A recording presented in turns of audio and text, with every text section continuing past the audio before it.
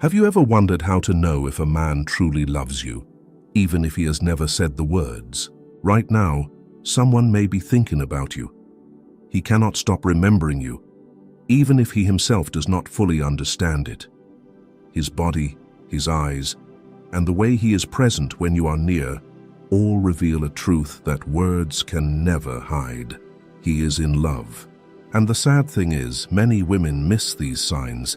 They keep waiting for promises and romantic declarations, forgetting that, as Jung pointed out, true love does not begin with words. It begins with unconscious responses, with behaviors even the man himself cannot control. When a man truly loves, he does not choose to love you. He becomes that love. In the next few moments, you will discover a silent language where small actions reveal truths that words cannot reach. If you have ever doubted, ever felt something you could not explain, stay, because there are signs only the heart can recognize. Number 1. The Jungian context. Love and the male subconscious. There are moments in a man's inner life when he is no longer who he used to be. According to Carl Gustav Jung, true love is not merely an emotion, it is a spiritual transformation, an awakening of the deepest layers of energy within the unconscious. When a man falls in love, the lover archetype within him is activated. This is not a social role. It is a rising from the core of his being. Archetypes are unconscious images of primal instincts. When the lover archetype awakens, the man cannot resist the urge to connect, to nurture, to bond with the object of his love. He does not merely like you. He lives in a state where every action, every glance, every decision carries your imprint. Yet the tragedy of our time is that society has built layers of masks too thick. From childhood, men are taught that showing emotion is weakness. Boys don't cry. Be strong. These words unintentionally shut the door between consciousness and true feeling. Even when the archetype within them longs to connect, they often suppress their voice and hide the intense emotions that surge beneath. Jung warned of this early on. Every form of addiction is bad, no matter whether the narcotic be alcohol, morphine, or idealism. Any form of addiction is dangerous, even obsession with a false ideal. When men are forced to bury real love, they easily lose their way, seeking hollow substitutes to fill the nameless void. The paradox is that the unconscious never stays silent. It finds every possible way to speak the truth. A man may be silent in words, but his eyes will tell the real story. His presence, the small gestures, the unconscious changes in how he treats you, all are silent confessions. Jung once said, "The meeting of two personalities is like the contact of two chemical substances. If there is any reaction, both are transformed." The meeting of two people is like the contact of two chemicals. If there's a reaction, both change. A man who truly loves can no longer remain the same. That love transforms him into a more honest, more exposed version of himself, whether he realizes it or not. Therefore, to understand if a man truly loves, don't only listen to what he says. Learn to read the silent signals his soul cannot control. This is the language of the unconscious. It is the awakening of the lover archetype, the rising of the deepest part of himself, meant only for you. Number 2. True love reveals itself through 8 unconscious signs. 1. The eyes, mirrors of the soul. True love needs no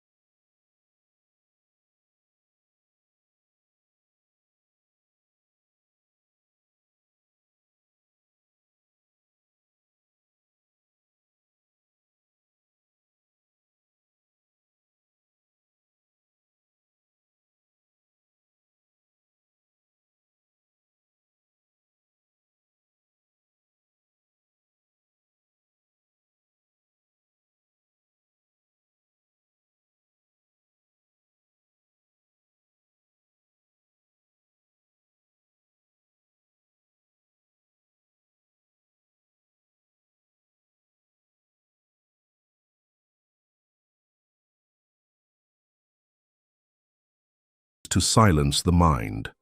The soul often knows what it needs to heal, but the challenge is quieting the voice of reason. The eyes are where the soul speaks without needing the mind to interfere. So if you want to know whether a man truly loves you, don't rush to find the words. Look into his eyes. If he is in love, he won't be able to hide it, because his eyes will have already surrendered to his heart long ago.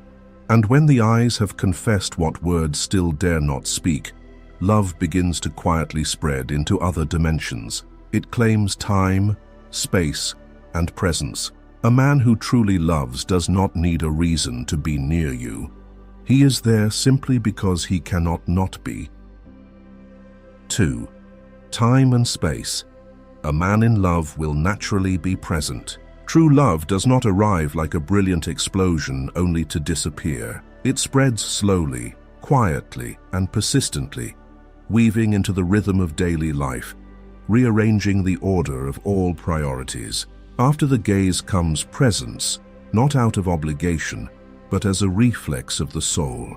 When a man truly loves, he does not need to be reminded. He finds his way to you on his own. Carl Jung once wrote, "The greatest tragedy of the family is the unlived lives of the parents." Collected Works, Volume 14. This is not only true in family, but also love. The emotions that are unlived and unexpressed are the quietest kind of tragedy.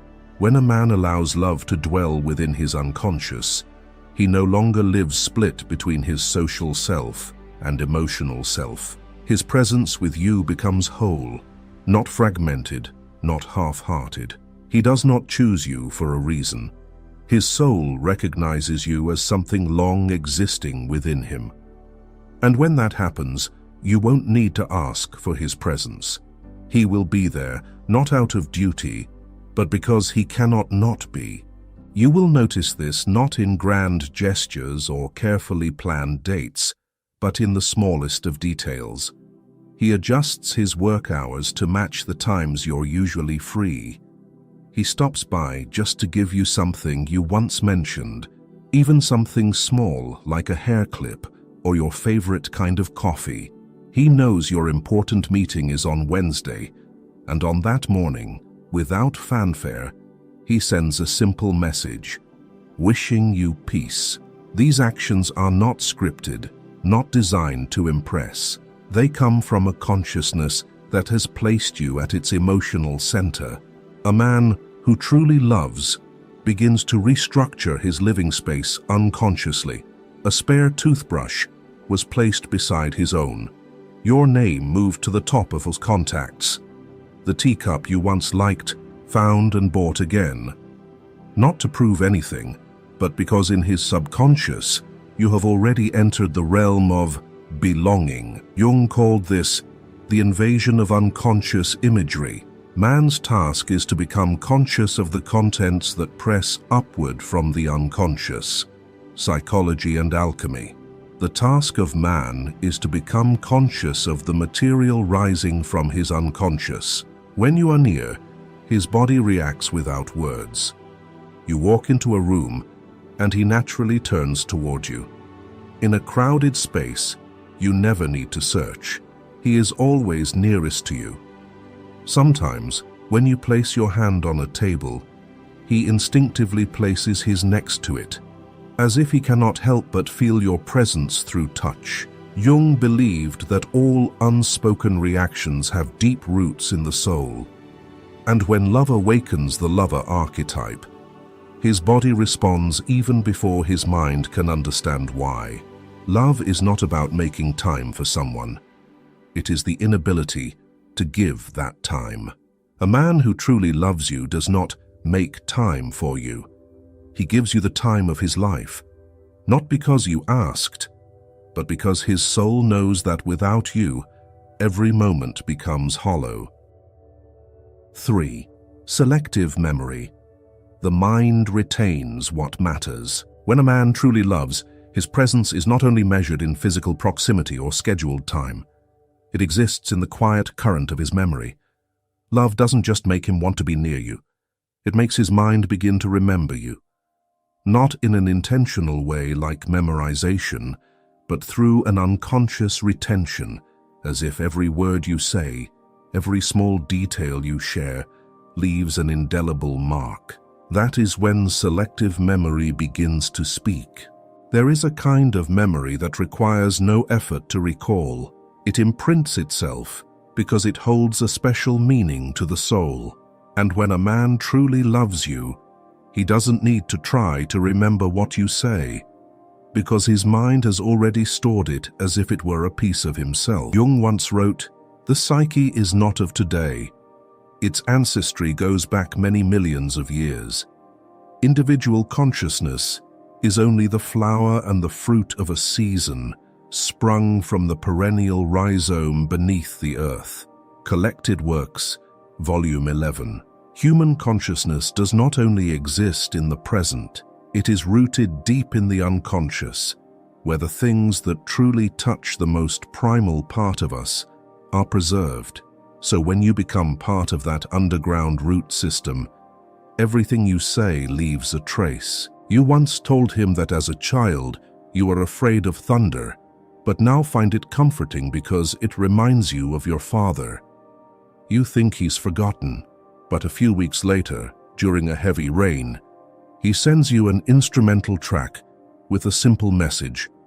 "I don't know why, but I thought this might make you feel calm." That is the selective memory of a mind that is truly connected. It is not logical memory, it is emotional memory. Jung called these complexes clusters of psychological energy formed around emotionally charged memories. When you love someone, they become a living complex.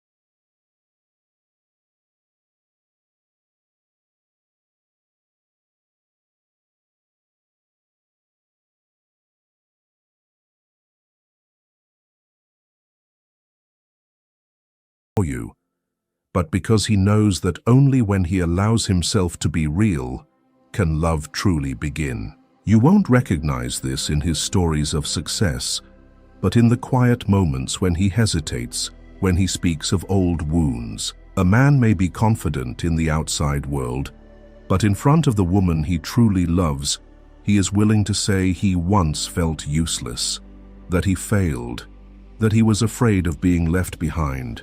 Not to be comforted, but because in you, he feels safe enough to remove the mask for a while. Jung called this individuation through connection, when a person begins to become who they truly are, not by separation, but by reflection within a relationship.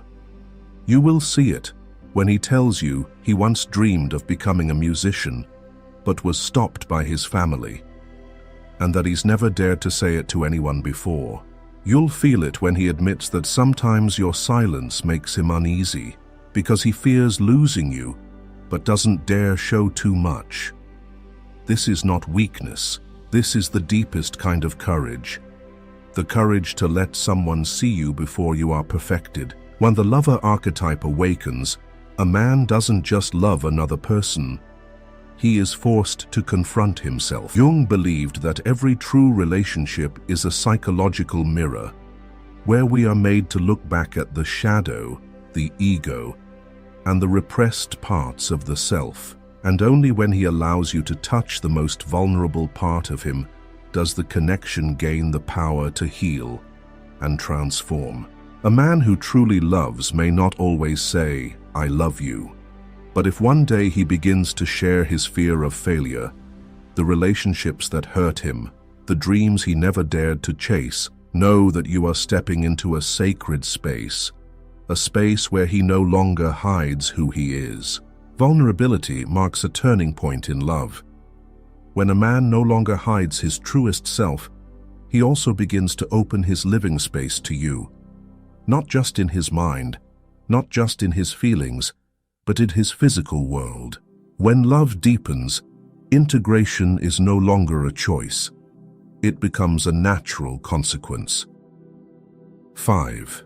Integration, when he brings you into his private world. Carl Jung once said, "We are born at a given moment, in a given place, and, like vintage years of wine, we have the qualities of the year and of the season in which we are born." Collected Works, Volume 10. Each person is born carrying the unique qualities of their time and circumstances. To truly love someone is to invite them into that time and space, to share the background that shaped who you are. And for a man, that is not something he does lightly unless he sees you as essential to his life. You will know a man truly loves you when you are no longer standing outside the important parts of his life. He doesn't just tell you about his family.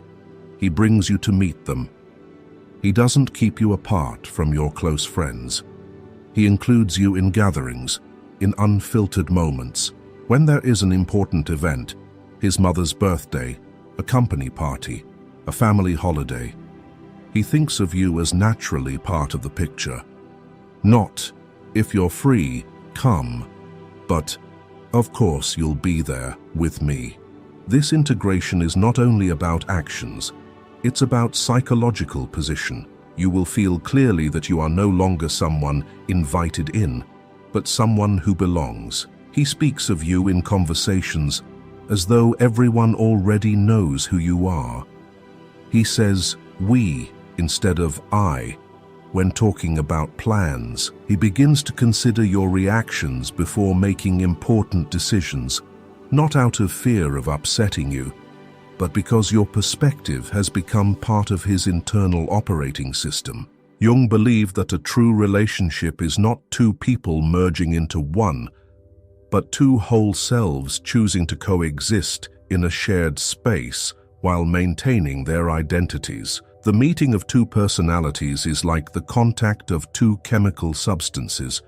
If there is any reaction, both are transformed. When he brings you into his world, it's not to make you adapt. It's because he knows your presence will make that world deeper, more real. You may notice this integration in the smallest things. A message asking if you want to come to his project launch. A proud introduction to an old friend. This is the one I always talk about. A family dinner invitation that doesn't come out of politeness, but from sincerity.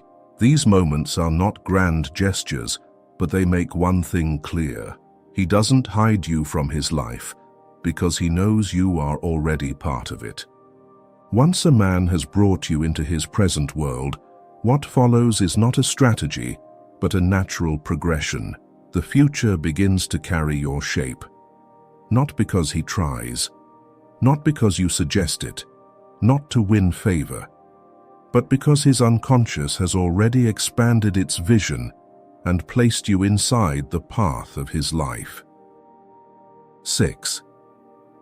future projection, when he sees you in his life ahead. One of the clearest and most powerful moments of true love often unfolds quietly. It's when a man starts speaking about the future, and you're already there, not because you asked, not because he feels he must include you, but because his unconscious chose you before his logic had a chance to catch up. This is not about planning in spreadsheets. It's not about intentional promises meant to reassure you. What makes it special is the way you naturally appear in his dreams, as if it's the most obvious thing. He doesn't pause mid-sentence to think, "How should I say this to make her feel I'm serious?" Instead, he shares with you a business idea he's been working on, and when he gets to the part about media outreach, he turns to you instinctively, as if in his mind, you've been part of it from the beginning. One day you're walking past an old house with him, and he smiles and says,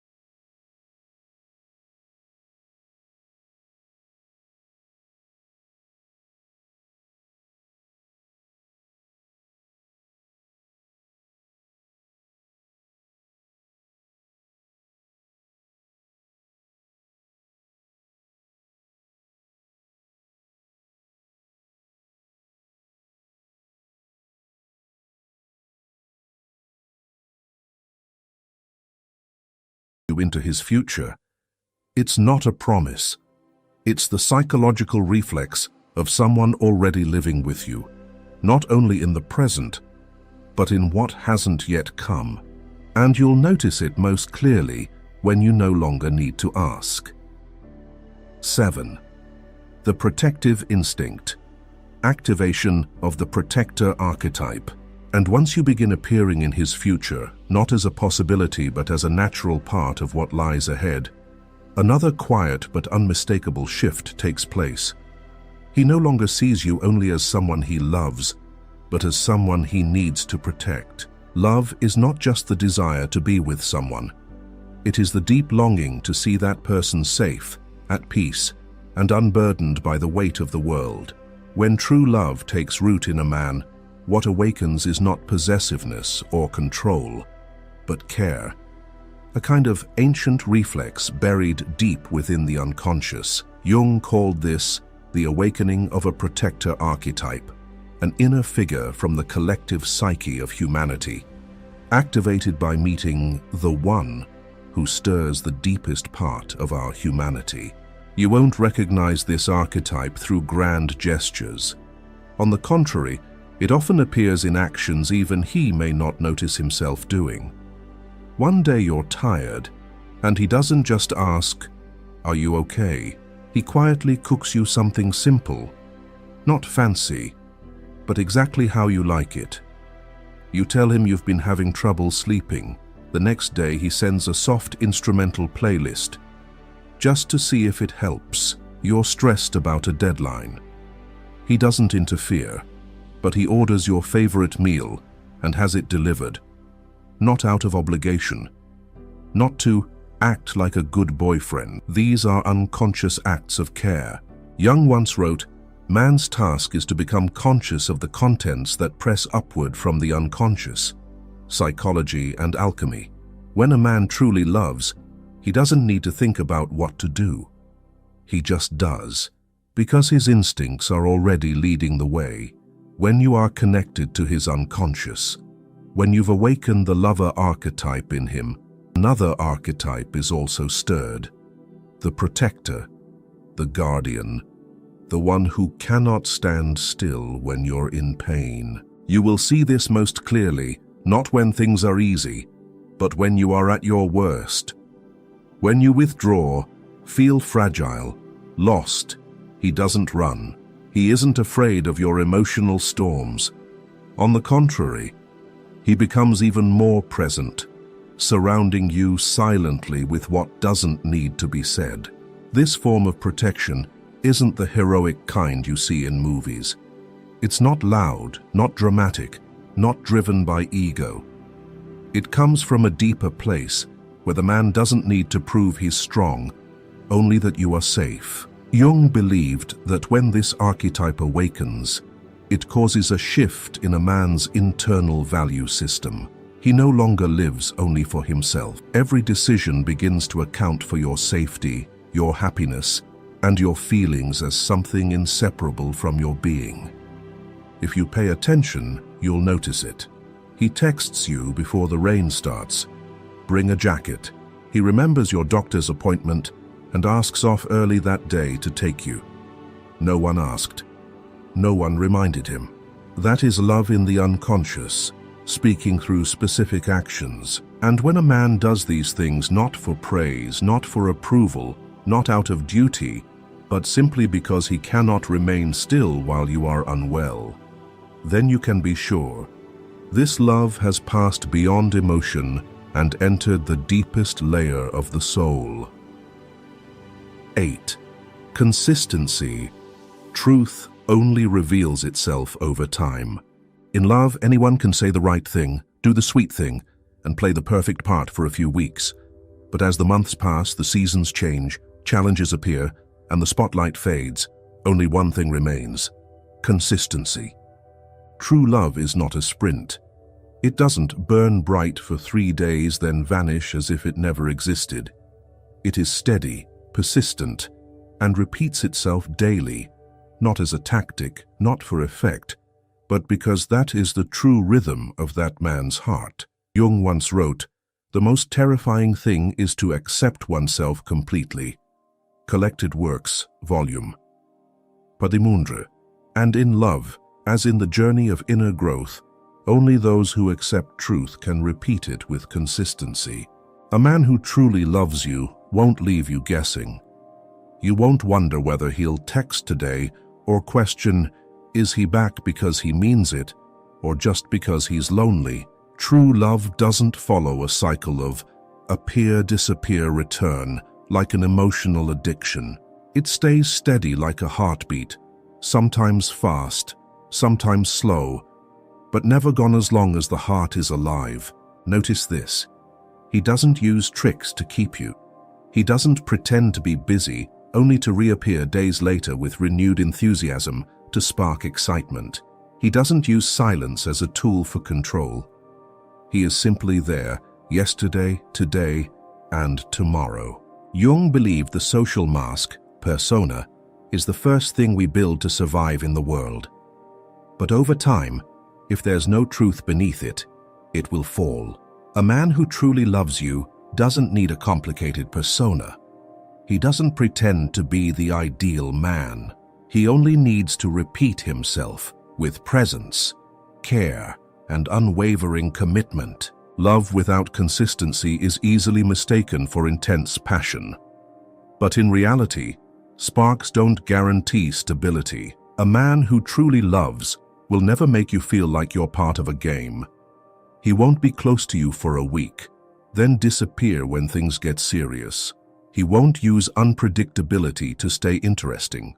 On the contrary, he makes you feel safe, not because he promises, but because he shows up every time you need him.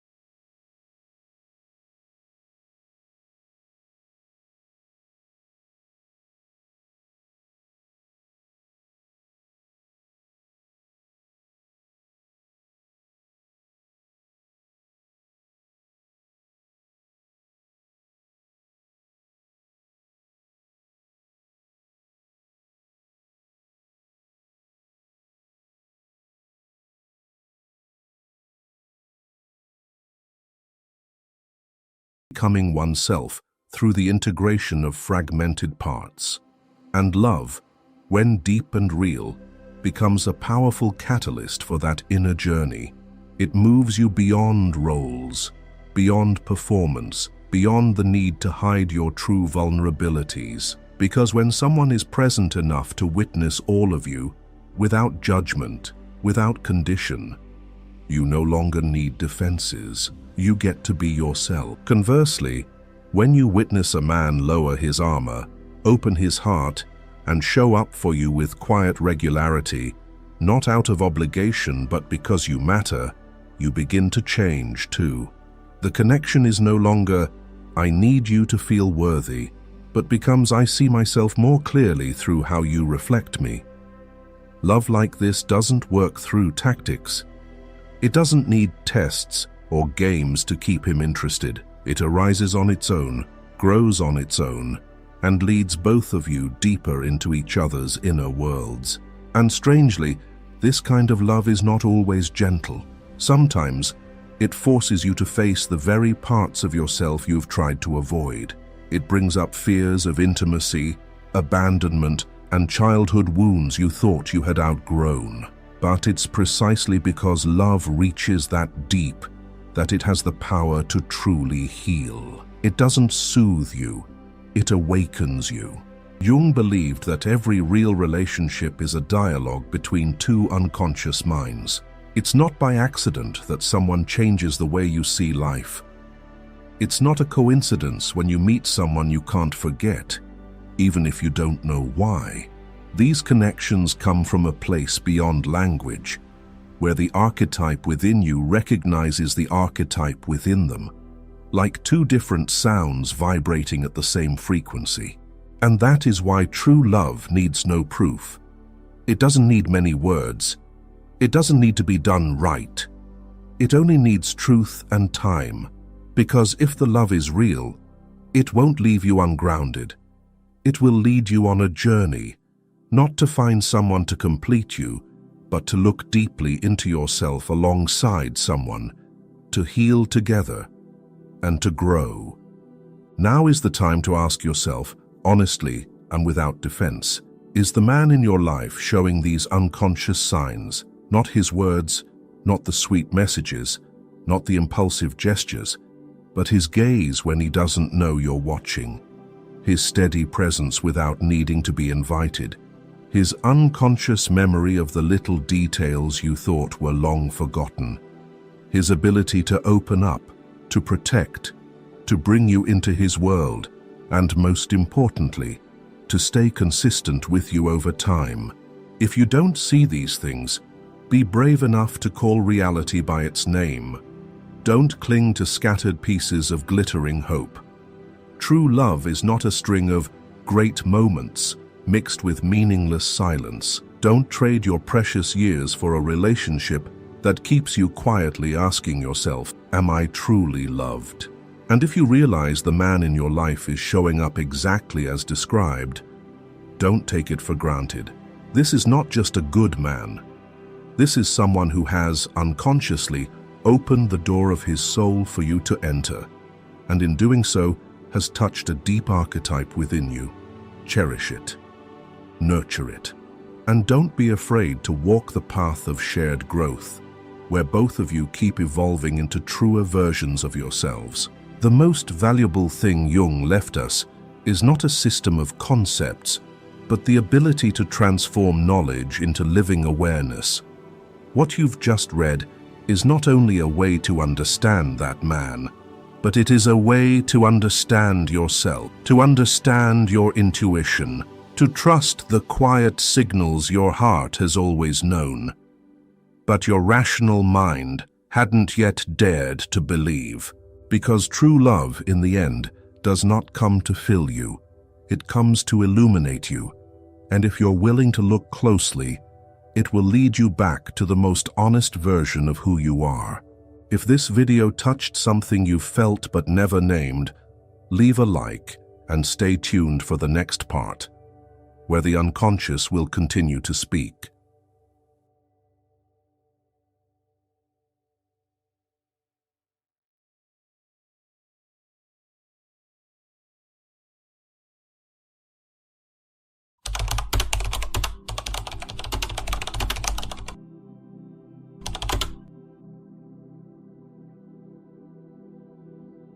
Have you ever wondered why some women, without saying a word or standing out, exude a magnetic aura that makes it impossible to look away? It's not because of their appearance, status, or social skills. What they possess is a profound inner strength, true confidence.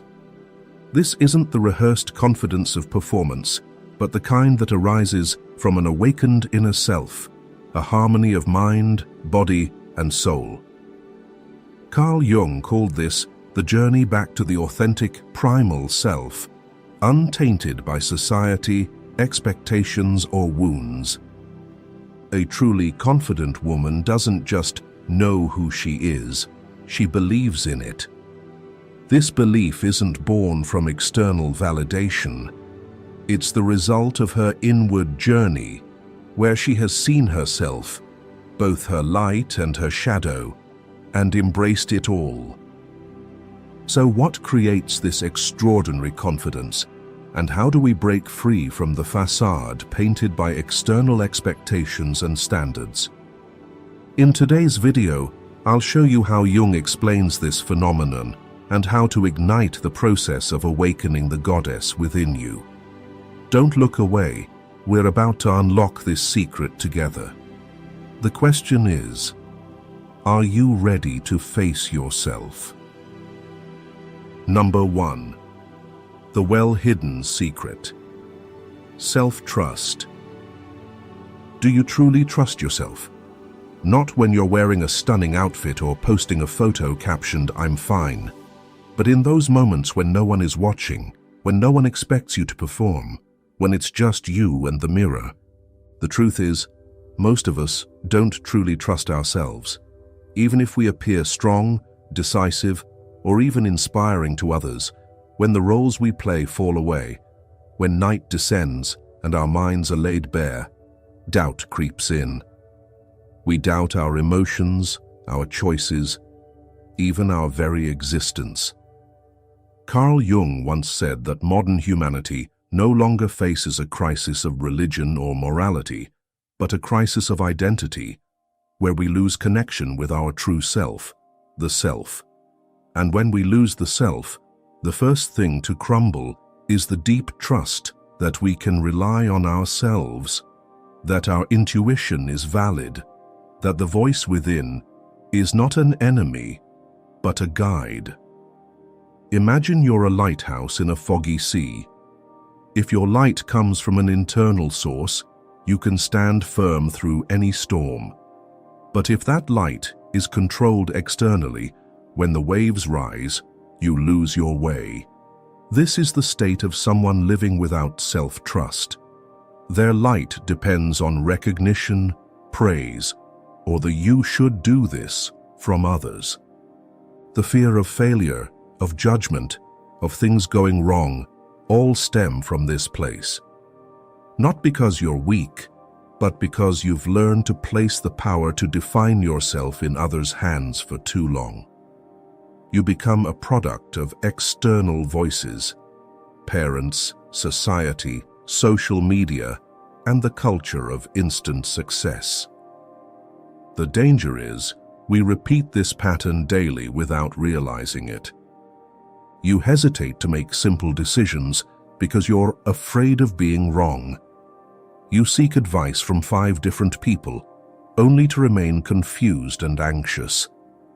You stay silent when something feels off because you're unsure if your feelings are worthy of being voiced. You promised yourself you'd sleep early, yet you're curled up in the blue glow of your phone at 1 a.m., scrolling through things you don't truly care about. You vowed to wake up for yoga, journal, or meditate, but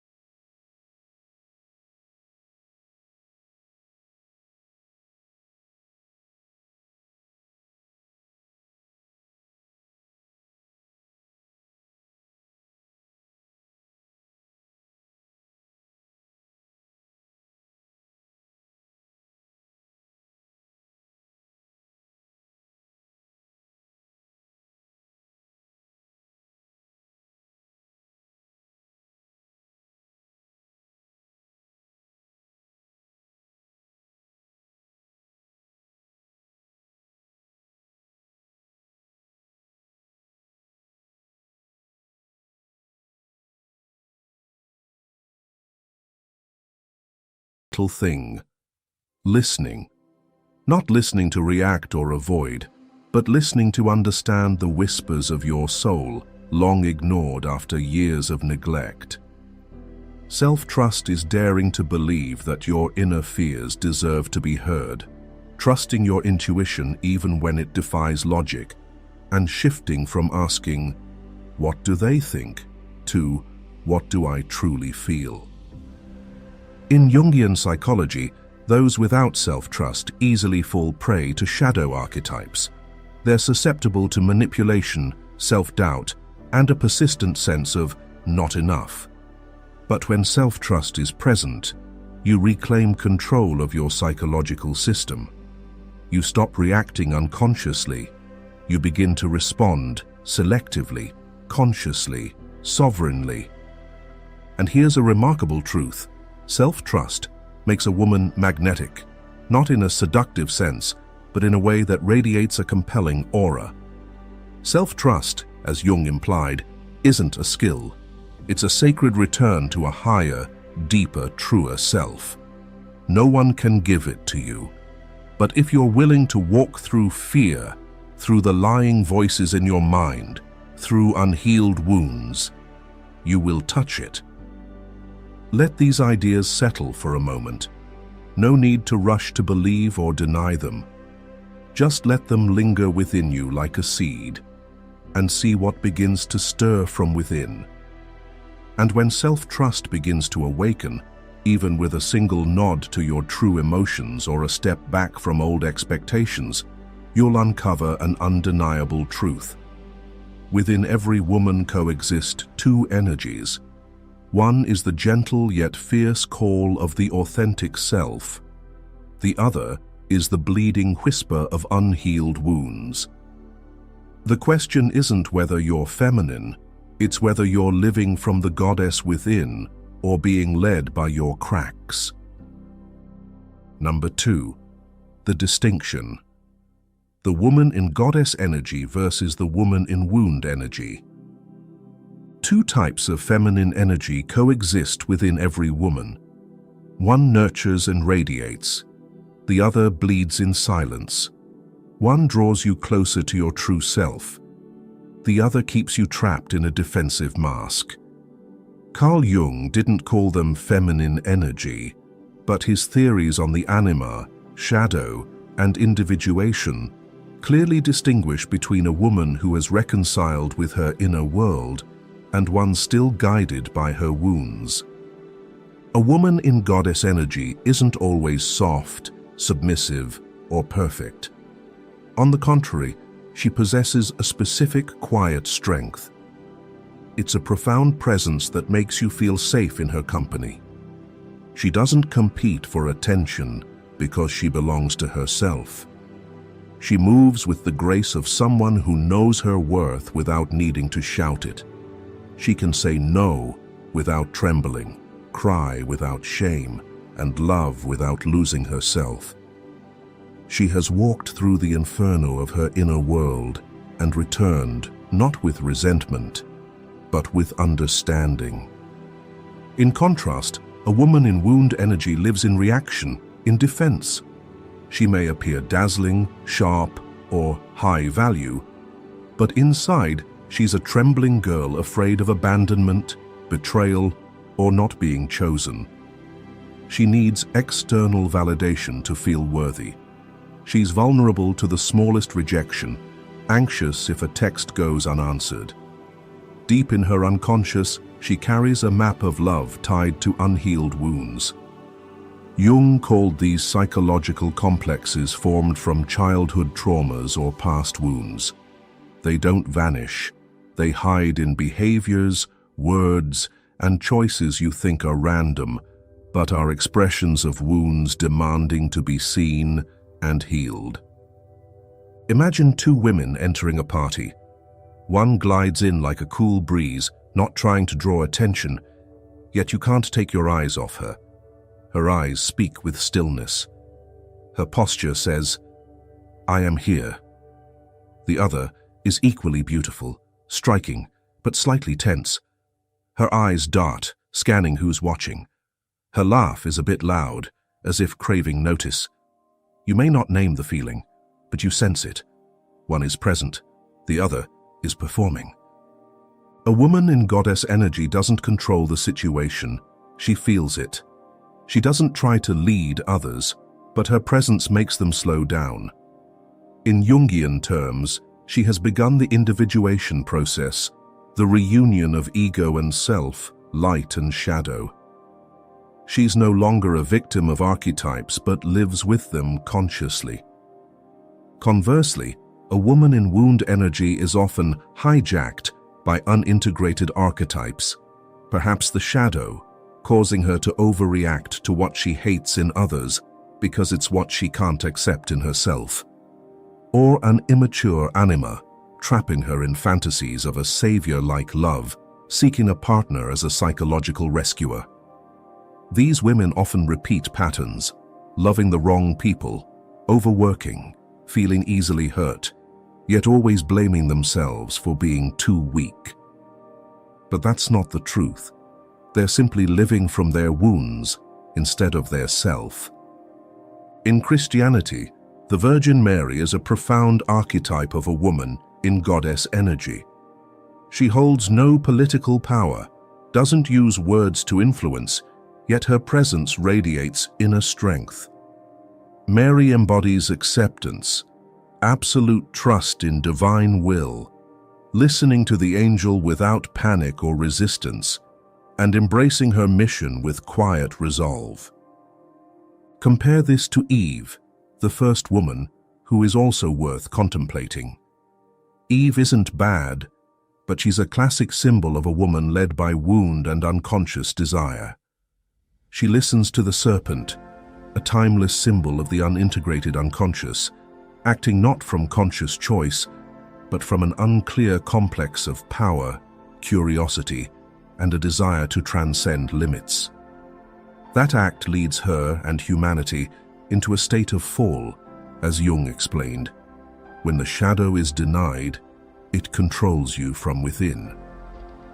If you've ever noticed yourself acting not because you want to, but because you fear being left behind, pause.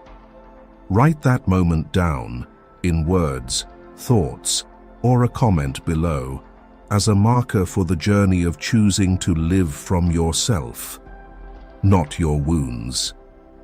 The most important thing is, no one is born in a goddess state. No one is perfect, always present, always radiating positive energy. Everyone has wounds, shadows.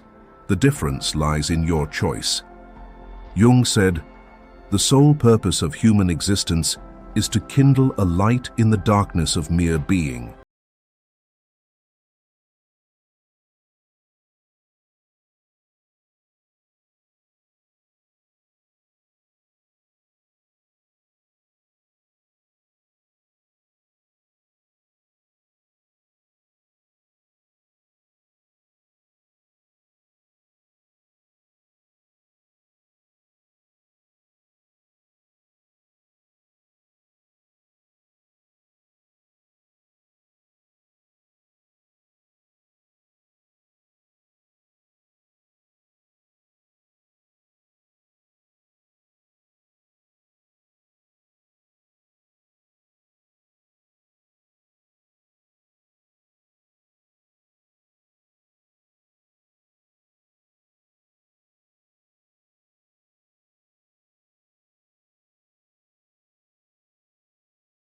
A calculated smile. It is the inevitable outcome of a soul that has found its center. It isn't forged, it is awakened from within. Building on the previous section, where we distinguished between a woman acting from her wounds and one living from herself, we now delve deeper into something Jung alluded to throughout his work. True confidence cannot exist if the ego has not confronted its shadow, if the journey of individuation has not begun, and if the unconscious still controls us from behind the scenes. Imagine a mighty tree. What we see, its trunk, canopy, and fruits, is merely the surface. Its true vitality lies in its roots. A confident woman is like a tree with roots sunk deep into the soil of her soul. Those roots are self-understanding, the acceptance of both light and shadow, and the courage to no longer fear herself.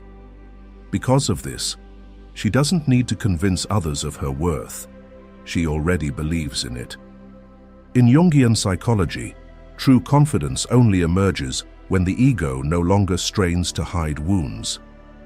An immature ego constantly seeks to project a perfect, flawless image, leading to performing, straining to display something that doesn't align with the inner self. In those moments, you become tense, easily triggered by the slightest remarks. A casual comment from someone else can shatter you. That isn't confidence, it's defensiveness disguised as confidence. And it's so fragile that a single strange glance can make you waver. Jung pointed out that true strength comes only when we dare to descend into the depths of our soul, where repressed memories, unnamed complexes, and unacknowledged shadows reside. It is this descent that opens the door to ascent. True confidence doesn't lie in external light, but in the ability to step into the darkness without losing your way. Perhaps this is a moment to pause, not to analyze or react, but to feel what is your body telling you as you read this.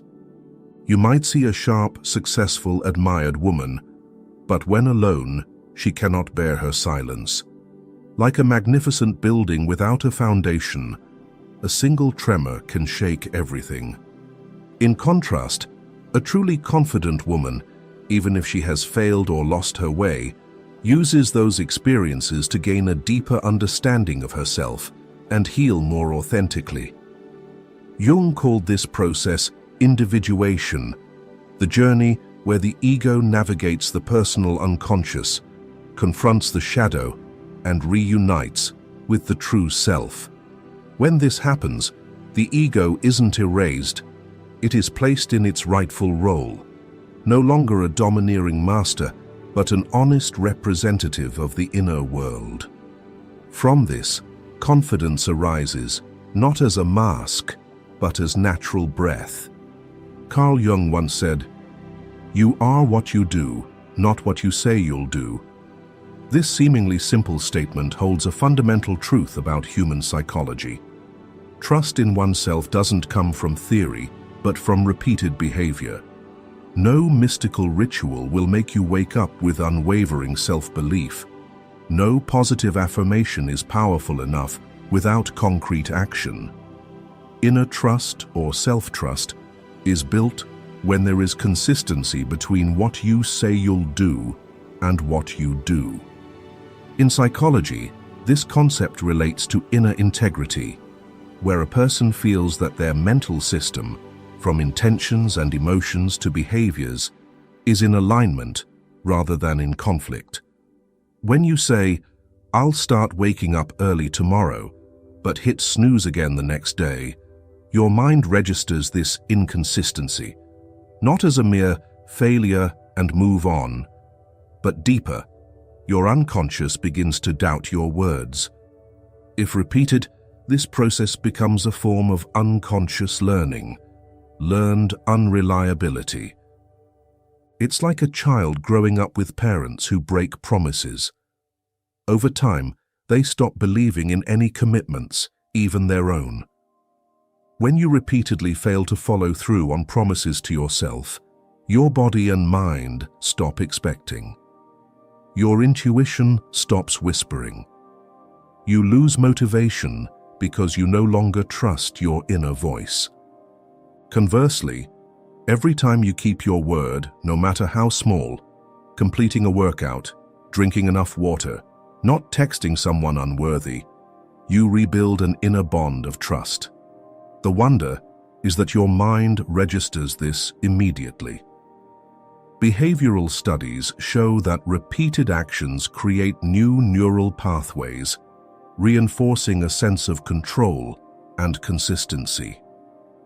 When you consistently follow through, you gradually feel, "I control my life," fostering inner safety and ultimately confidence. True confidence, therefore, doesn't arise from external validation, but from the assurance that you won't betray yourself. You don't need others to believe in you, praise you, or acknowledge you. You only need to know, "If I say I'll do it, I will."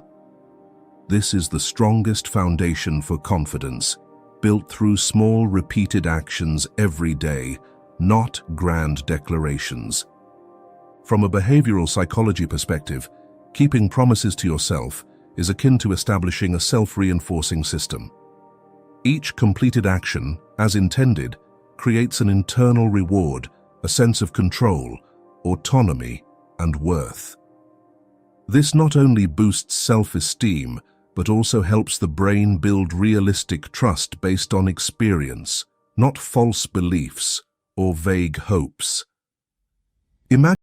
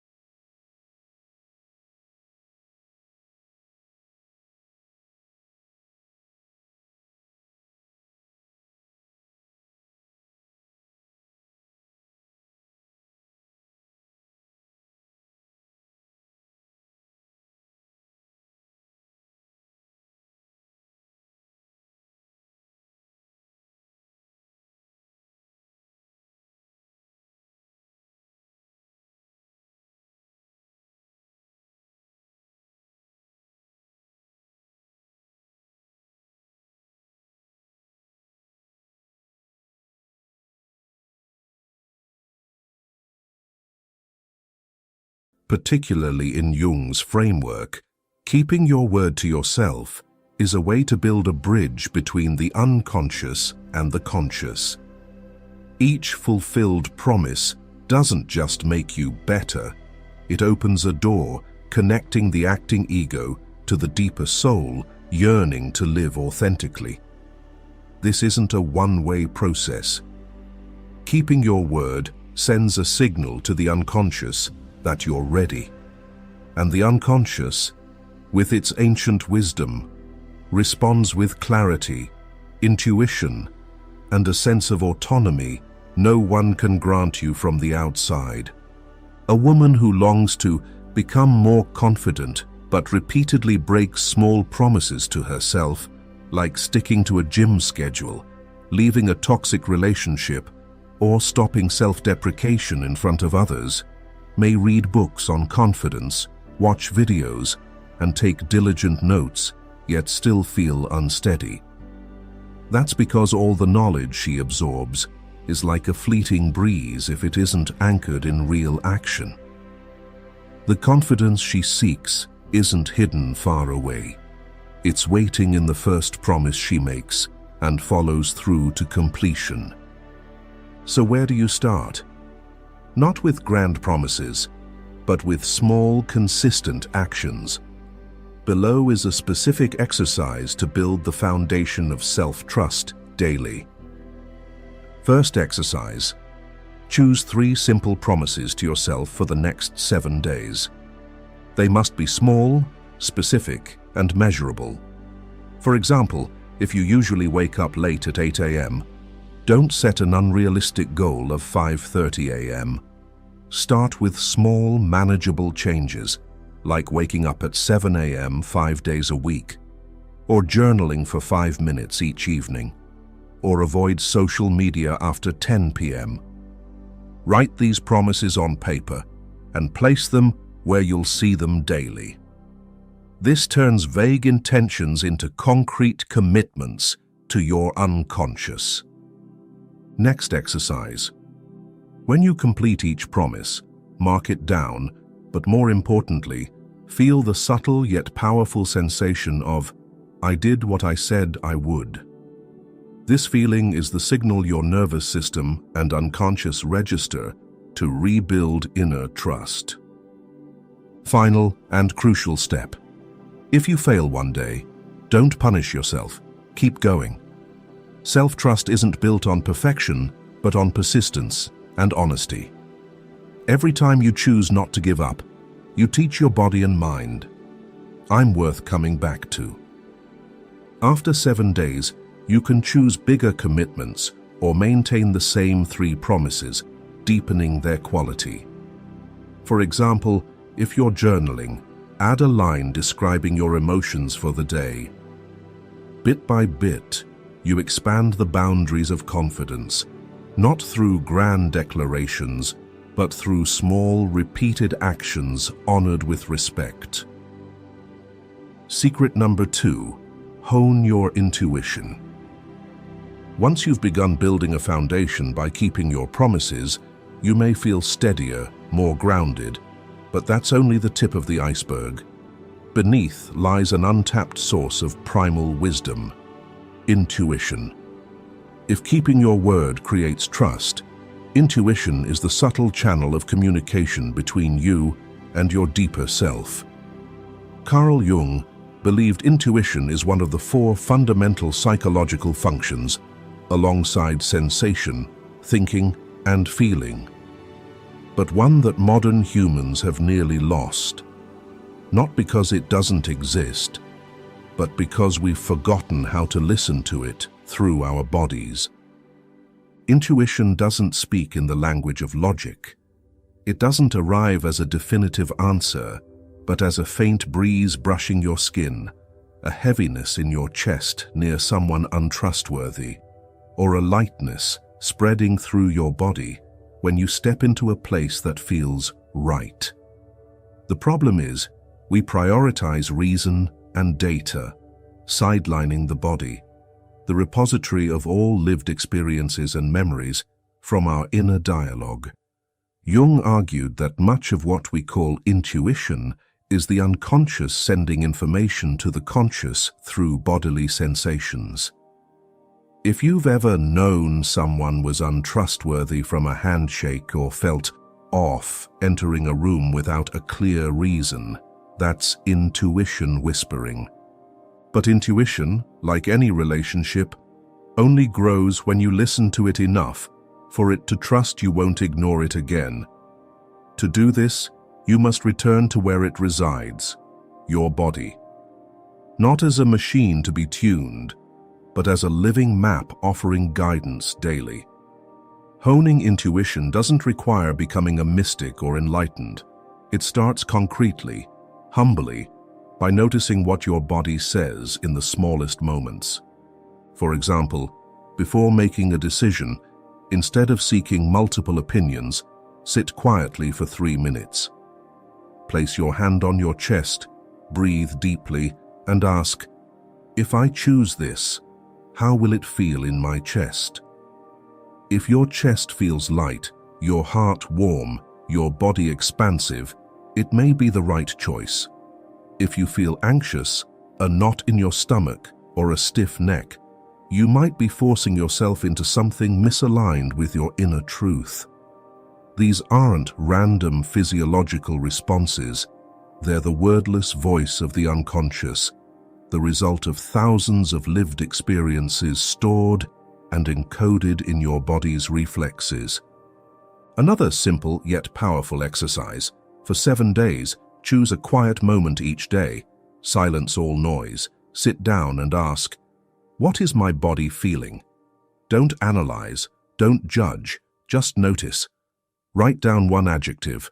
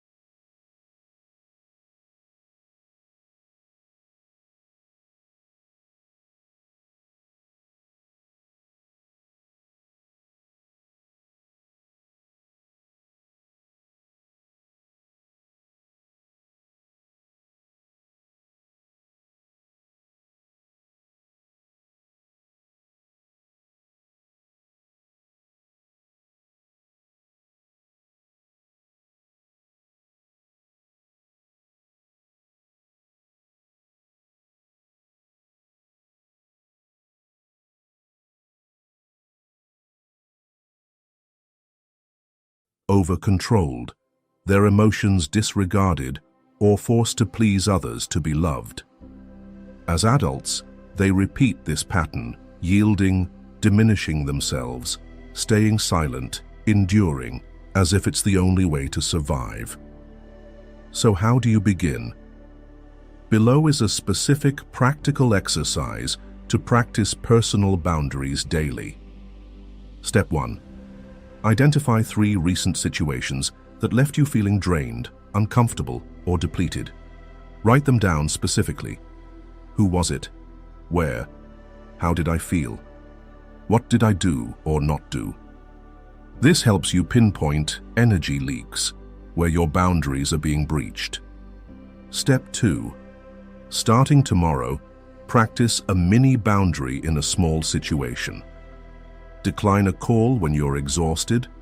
Don't reply to a message instantly when you need space, or simply mute work group chat notifications when you're low on energy. Observe your body. You may feel anxious at first, but if you push through, a new surge of energy will rise within. Step 3. Each evening, write down one action you took to protect your boundaries that day. It doesn't matter if it's big or small, just acknowledge it. Today, I didn't let myself get pulled into flattery. Or simply, today, I didn't apologize for my emotions. Jung wrote, "There is no coming to consciousness without pain, and boundaries sometimes cause discomfort for others and yourself. But that discomfort is a sign you're beginning to live consciously. When you dare to set boundaries, you don't just protect your inner trust. You nurture it day by day." Number 5.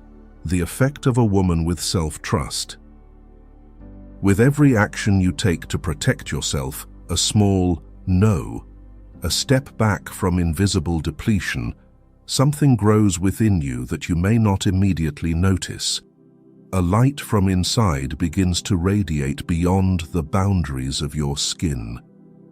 And when that light touches the air, touches the gaze of those around you, it sets something in motion. Carl Jung once said, "The meeting of 2 personalities is like the contact of 2 chemical substances. If there is any reaction, both are transformed." A woman with self-trust is a colorless, odorless, unassuming catalyst, yet she has the power to purify the entire space she enters, not through preaching, not through calculated persuasion, but through a state of profound authenticity that inspires others with just a nod. In psychology, this is called emotional regulation through the sympathetic nervous system, when a stable, grounded nervous system creates a sense of safety in another simply by being present. In other words, you don't need to speak. Others feel your steadiness. You walk into a room, not needing flashy attire or to command attention, yet others sense something in you, an unnamed magnetism, not because you're performing, but because you've stopped trying to prove anything. You are present as yourself, whole, authentic, and unapologetic for existing. And it's this complete acceptance of yourself that makes others reflect on themselves. You're like a resonating chamber, empty in the truest sense, yet capable of making everything around you hum at the right frequency. When another woman enters your space, especially one numbed by the noise of the world, something within her begins to vibrate softly. Not because you transmit energy, but because you don't oppress. You create a space calm and still enough for her to hear her original sound, one she long thought was broken, out of tune, or wrong. A woman with self-trust creates a silent healing space for other women simply by living authentically. She inspires without trying. By daring to stand firm in her imperfection, saying no when her heart contracts, choosing herself over pleasing others, She sends a message. You can do this too. In Jung's perspective, such a woman embodies the archetype of the healer or the guide, not by saving anyone, but by having healed herself. Jung believed that each person carries dormant archetypes in their unconscious, and when you live true to yourself, you awaken those archetypes in others. You don't just change yourself, you ignite the potential for change in those around you. The ripple effect of a woman with self-trust isn't loud like stage lights. It's like an underground stream seeping through the earth, nourishing seeds in others that haven't yet dared to sprout. The respect she receives doesn't come from fear or flattery, but from the feeling that, beside her, I can be myself. And perhaps in the end, self-trust isn't a destination to reach, but a relationship to nurture daily. It's like learning to stay with yourself, not just when you're radiant, but when you're chaotic, conflicted, or uncertain. Like a lifelong friendship, self-trust grows through patience, through the moments you choose not to abandon yourself, even if it's just allowing a sigh to be enough. A woman who trusts herself isn't someone who never fears. She simply doesn't let fear lead the way. She doesn't seek validation because her presence itself is the answer. And that is a quiet power, needing no declaration, only authentic living. If this journey has touched something within you, please